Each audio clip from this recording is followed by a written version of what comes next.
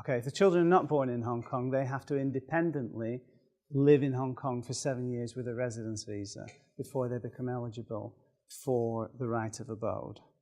If your children are born in Hong Kong, when you become a permanent resident, they will automatically have their eligibility for the right of abode verified at the same time as yours.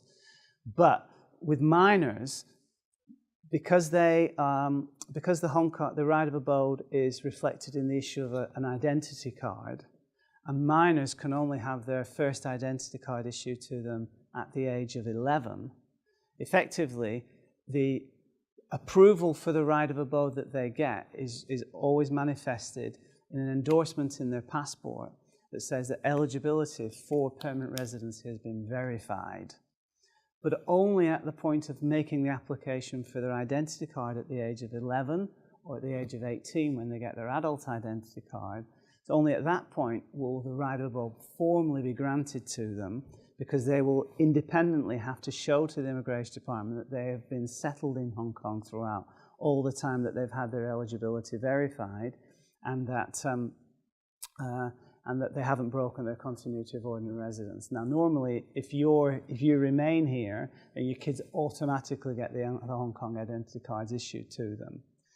If you're unable to satisfy the continuous ordinary residence requirement at the point of them needing their identity cards because they've now turned 11 or 18, but they've still got their eligibility endorsed in their passport, then they will be able to go on to get their right of abode if they qualify. If they don't qualify, they'll get the right to land.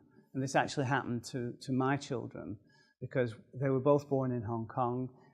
They subsequently became permanent residents. When I became a permanent resident, my wife became a permanent resident.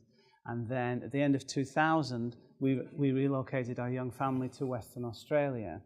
And for one reason or another, my children didn't come back in a 3-year given period. And so they weren't able to qualify for the right of abode in of themselves, but they were able to get the right to land.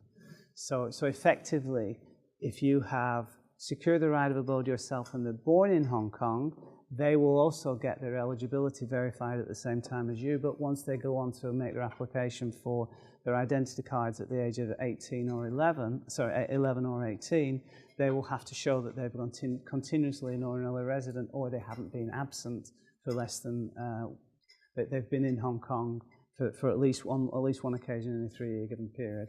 Otherwise, they won't get the right of abode, they'll get the right to land. Complicated, but that's how it works.